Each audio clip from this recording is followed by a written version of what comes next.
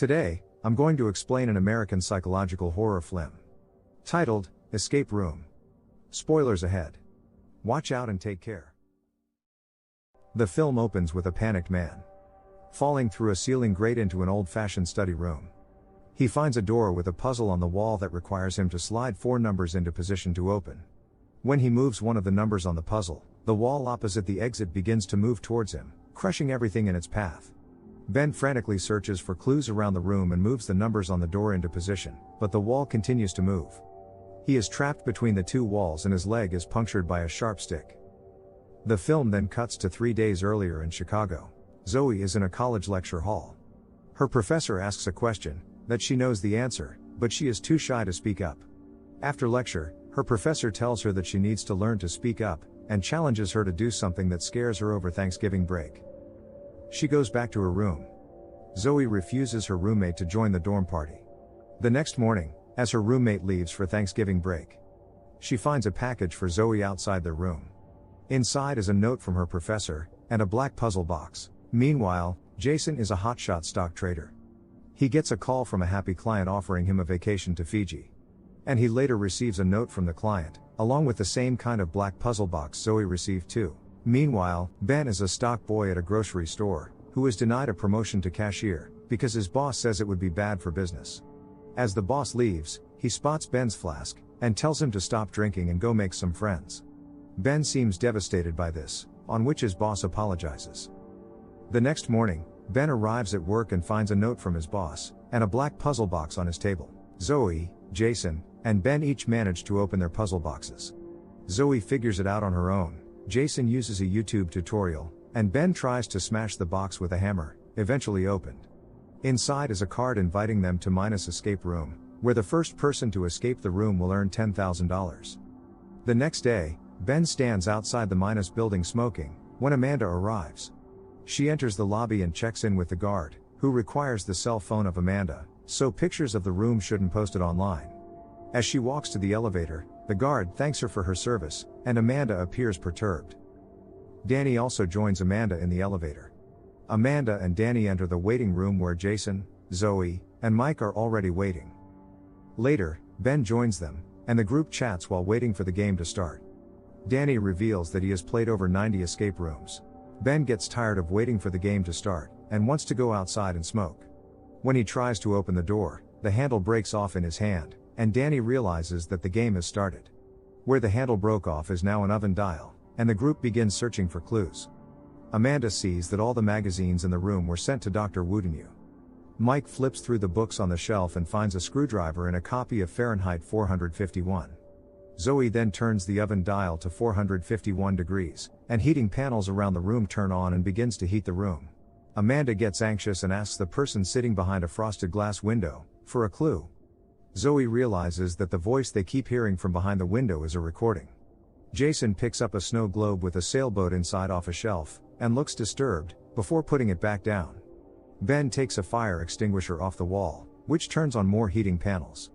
The fire extinguisher is fake, but Zoe pulls the pin out and finds a key to open the frosted glass window.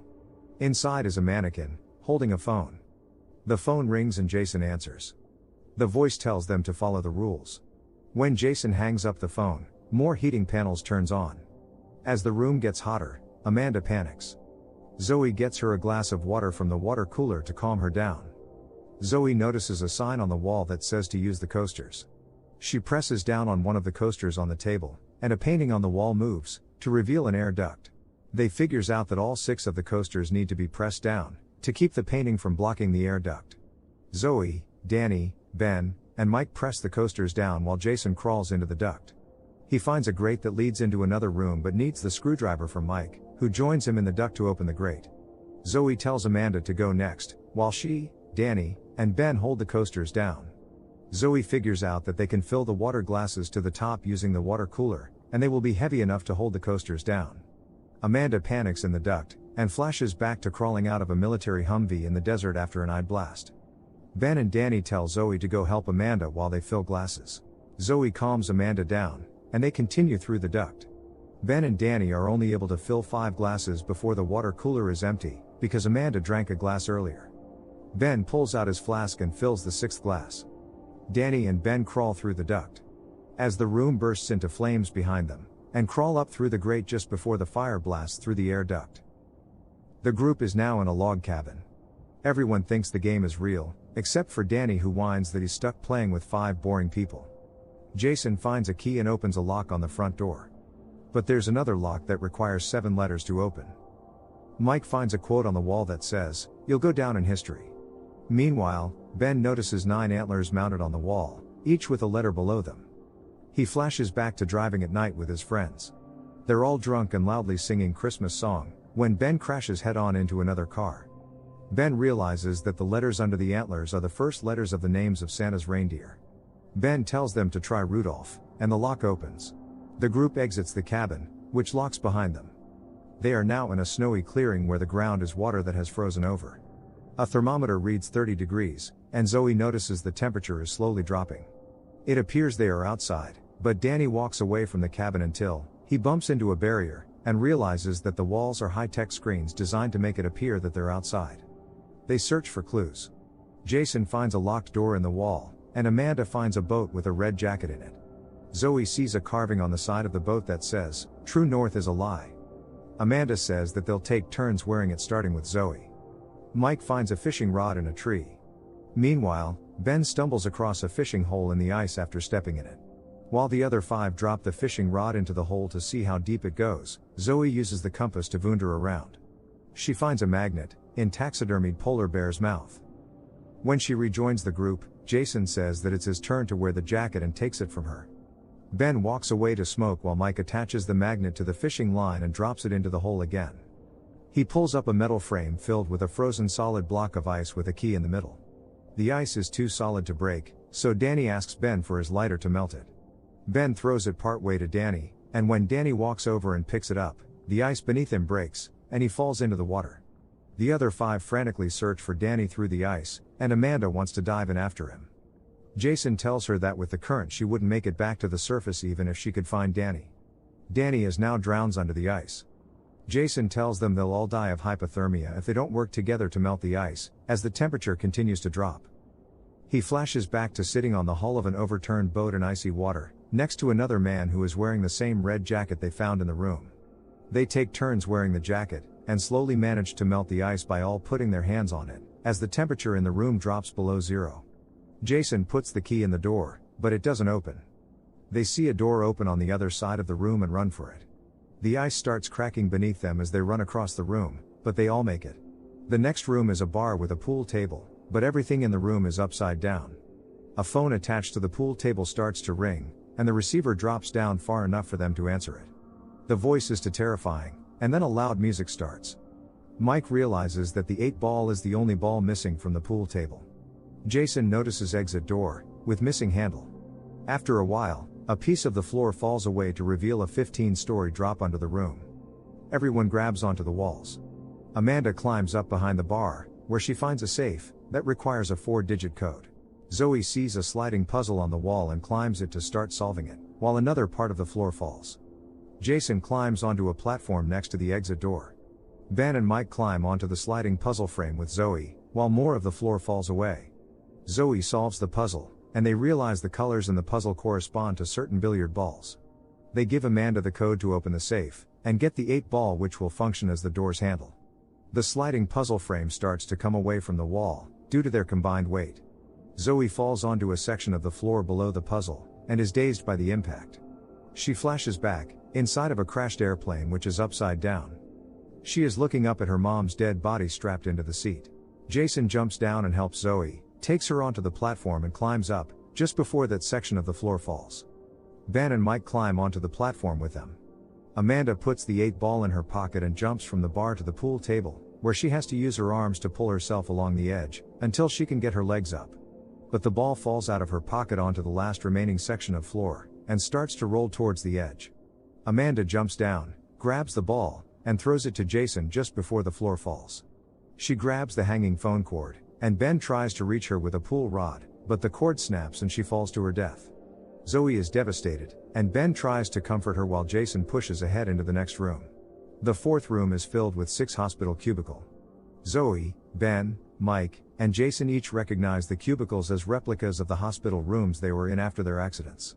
Zoe was the sole survivor of a plane crash in Vietnam that killed her mom. Mike was the sole survivor of a mine cave-in in West Virginia that killed his brother. Ben was the sole survivor of a drunk driving accident that killed all his friends, and Jason was the sole survivor of a boat overturning in icy water.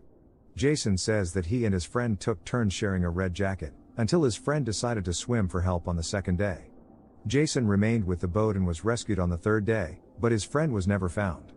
The group finds files on Amanda and Danny that tell them Amanda was the sole survivor of an IED blast in Iraq, and Danny was the sole survivor of a carbon monoxide leak that killed his family. Zoe realizes they were chosen because they are all sole survivors, and whoever designed the escape rooms wanted to see which of them would ultimately survive. A TV turns on and starts a 5-minute countdown. They start finding clues. Zoe says they should stop playing along with the game, since the designer clearly wants there to be one sole survivor in the end.